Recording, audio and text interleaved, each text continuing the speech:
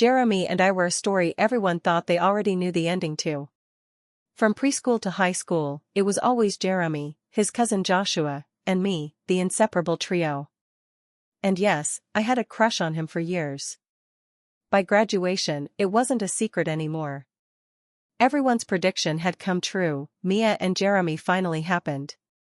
But college rewrote the script. Joshua grew distant, colder.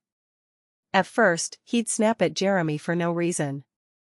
Then he just vanished. New course, new crowd, new life. Until the night of the concert. Jeremy and I wore matching hoodies and jeans. I tugged his sleeve with a grin. Couple goals, huh? He smirked. You love it. Admit it. Joshua, in a plain white shirt, rolled his eyes. God, you two are nauseating. I laughed, but his tone cut sharper than usual. Later, Jeremy went for drinks and bumped into Emily, caramel-highlighted hair, easy laugh. I caught the spark in his eyes when he offered her his sweatshirt. Guess I'm the lucky one tonight, Emily teased. Jeremy chuckled. Or maybe I am. My smile faltered, but I said nothing. When he later danced with her, Joshua nudged me. Forget him. Dance with me. We spun like idiots, laughing, but my gaze kept drifting back to Jeremy and Emily. Always Jeremy and Emily. By the time the concert ended, Joshua escorted Emily and her sister to the train station, and Jeremy walked me home. He kissed me goodnight, but it was distracted, rushed, not the same. The next 3 days were torture. Jeremy's phone was always busy. Calls went unanswered. Texts took hours, replies short and cold. Busy RN.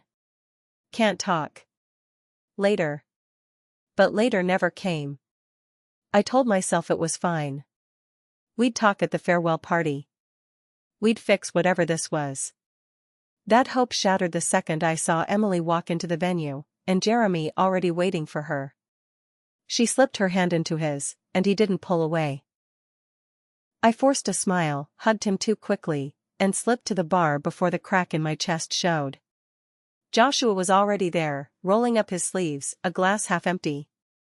Rough night? I asked. He didn't look at me. You tell me.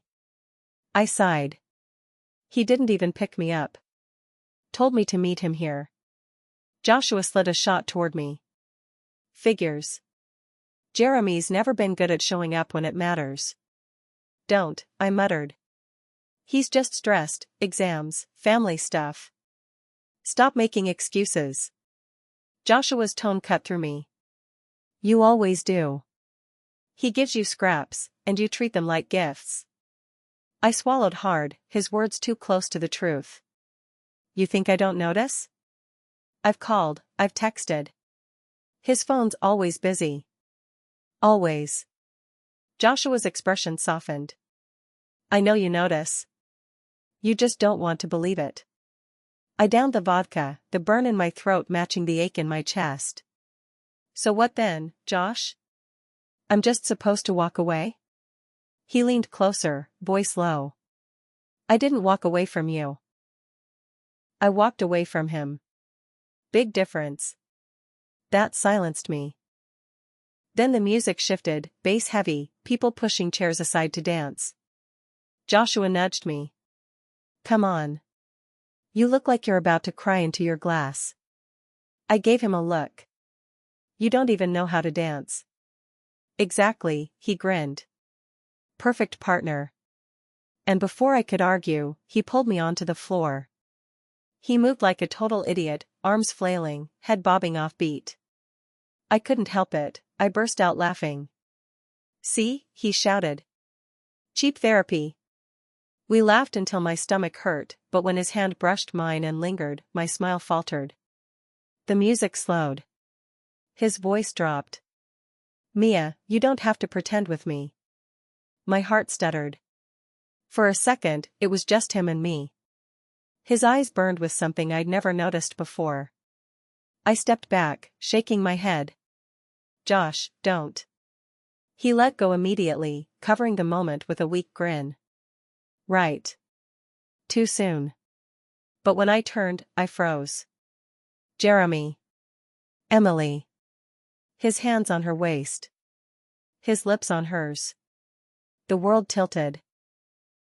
Everything blurred except that kiss. Joshua's fists clenched beside me. Mia, you see it now, don't you? I couldn't speak. Couldn't breathe. I just walked away. The air outside was sharp, biting against my skin. I walked faster, heels clicking against the pavement, each step louder than the last. My phone buzzed, Jeremy. I let it ring. Then again. And again. By the time I reached my apartment, I had 8 missed calls. A flood of messages followed. Mia, please. It's not what it looked like. You have to believe me. I dropped the phone onto my bed, face down. For the first time in years, I didn't run to him. The next morning, I skipped my first class. My eyes were swollen, my chest heavy. By noon, I forced myself out of bed, clutching coffee like it could fix everything. Joshua was waiting outside the lecture hall. His hair was messy, his eyes tired, but when he saw me, his voice softened. You okay? I almost laughed. Do I look okay? He didn't answer. Instead, he handed me a chocolate bar from his pocket. Our old ritual. When words failed, sugar did the job. Something in my chest loosened. Thanks, I whispered. That night, Jeremy cornered me outside the cafeteria. His jaw was tight, his voice sharp. Mia, what the hell? Why aren't you answering me? I folded my arms. Because I don't want to hear your excuses. It wasn't what it looked like, he snapped. Emily, she kissed me first. I stared at him, disbelief twisting in my stomach.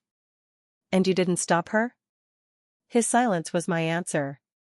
I turned away, but he grabbed my wrist. Don't walk away from me. I yanked free, my voice steady. You already let me go, Jeremy. The second you chose her over me. For once, he had nothing to say. In the weeks that followed, I stopped chasing him. No more covering his classes, no more late-night tutoring, no more waiting on his calls that never came. Without me, he started slipping. Joshua, meanwhile, was just there. Walking me to class. Sitting with me at lunch. Making me laugh when I wanted to cry. One night in the library, with textbooks spread between us, Joshua leaned back and studied me. You're different now, he said quietly. Stronger. I looked down at my notes. Or maybe I'm just tired of being someone's backup plan. His voice dropped, steady and certain. Mia, you've never been a backup plan to me. You've always been the whole plan. My heart skipped. I stared at him, searching his face, and realized he meant it.